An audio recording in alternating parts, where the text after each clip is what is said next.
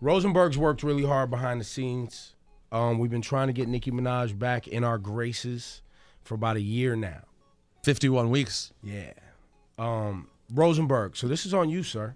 Where would you like this interview to go?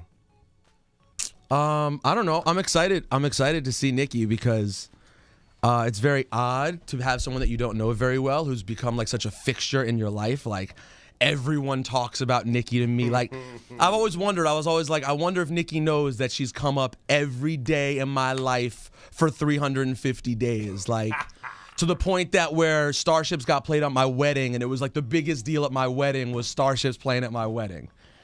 Like, you've been a fixture in my life. My family talks about her. You know what I'm saying? So the main thing was just that it's interesting to have a conversation with someone who's played an important role. And I also always promised myself after everything went down that I would thank her because by sheer proxy, she made me more poppin'. Just by sheer proxy of dealing with her, she made me more poppin'. But I'm happy you came to talk, and I wanted to always just kind of express that while I certainly meant how I felt about the song, I was bummed out that it took the life that it took and that people ended up seeing me as like this like person who hated Nicki Minaj or had any sort of negative feelings towards you as a person, because I don't know if you remember any of our previous brief interactions, but you don't remember? Because I figured you didn't. You're a busy woman.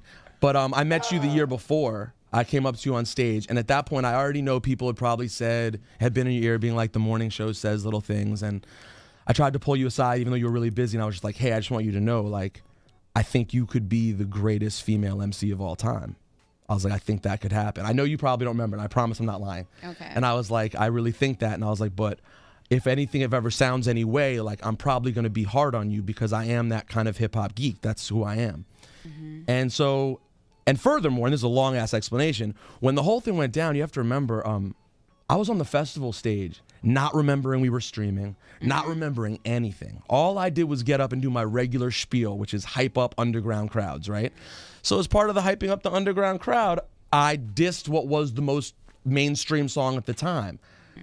When I get back to the stage and Evro goes, yo, did you say something about Nicki?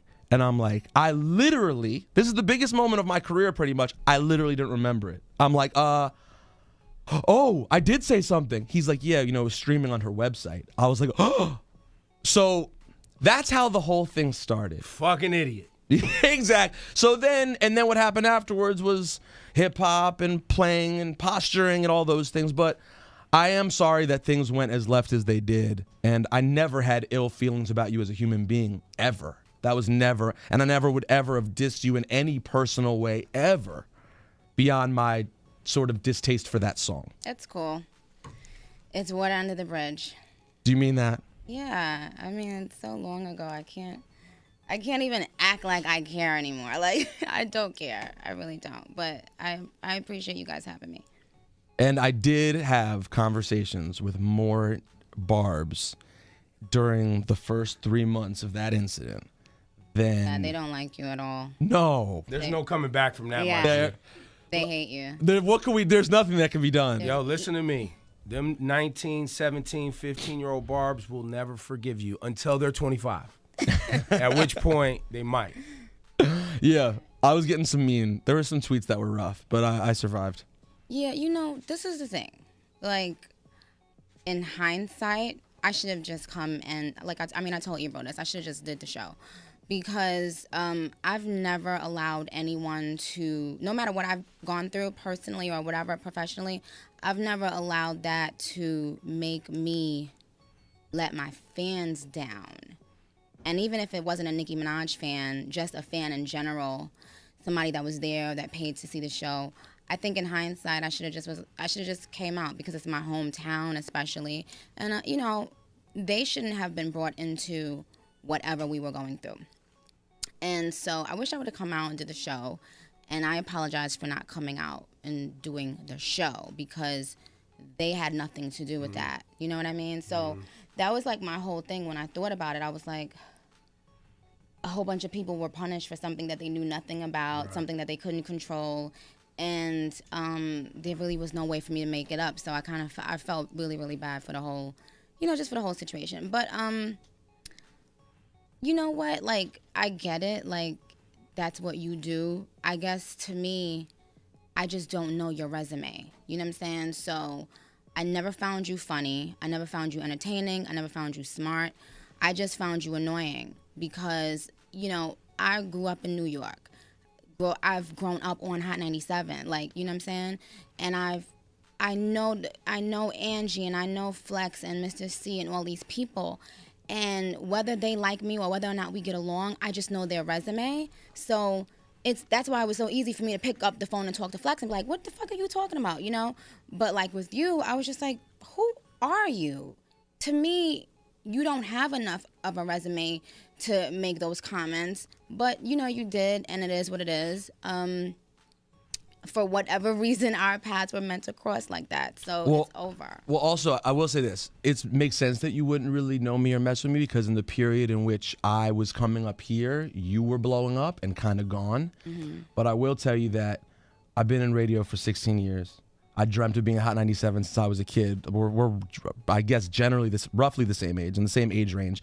And I dreamed of being on Hot and having my role the same way you dreamed of being played on Hot. Right. And honestly, like I would never put on some front that I had a Wait, rough... hold on. I get to help Nicki Minaj with her jacket. You continue. Ebro, you are so extra right now. So, but I do appreciate it. It is a tight jacket. It does need a little bit of breeze. You are not being... There you go. All right. I definitely can undress a woman. This is something I can do. Oh. Ebro is so extra today. Thank you. So, yes. While I certainly wouldn't expect you to know what I've done, I will tell you this. And I haven't had a tough life, but in the hip-hop game, I had no connects. I started from ground zero, dreamed of doing mornings at Hot, grew up on Flex, visiting from DC because that's where I'm from, and busted my ass to get here. And then when I got here, I did the underground show. I do a Sunday night underground show. So I had reached out to you at first, and we had like even connected, I think, on GChat or whoever was controlling your email at the time at the beginning about supporting you when you were doing the early stuff. And that's my pedigree. That's the stuff that I do. I put on a lot of artists I've broken that are up-and-comers.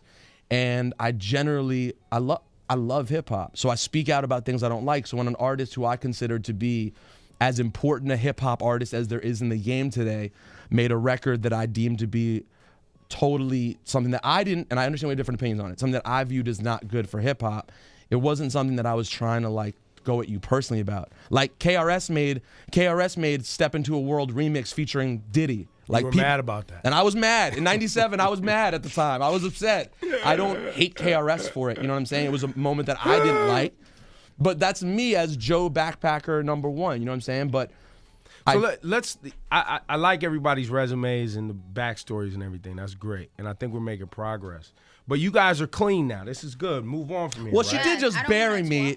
She did bury me. I don't want to talk about but it I think what she's saying is, look, I really didn't know you, so that's why I took offense to it. Not like I don't know you but and not don't funny, think you matter. Not smart. I mean, I listen. just didn't know I didn't know what your character was. I didn't know who you were. I didn't know what you represented on this station. Wait, let me ask you a question. You know what I mean? Did you even actually hear or see any of the video or audio yourself? No.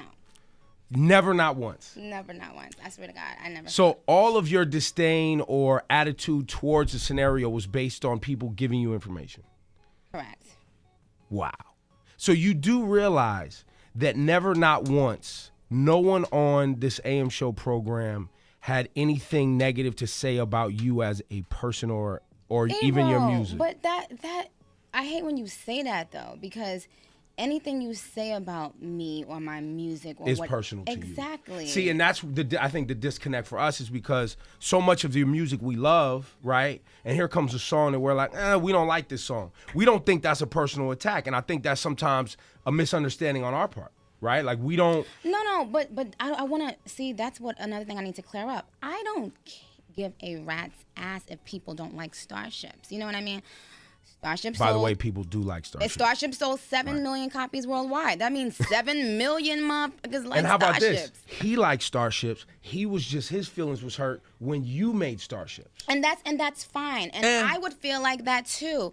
I mean, but you got to do what's good for you. But you also have to remember that I am not your typical rapper. I am not your typical person.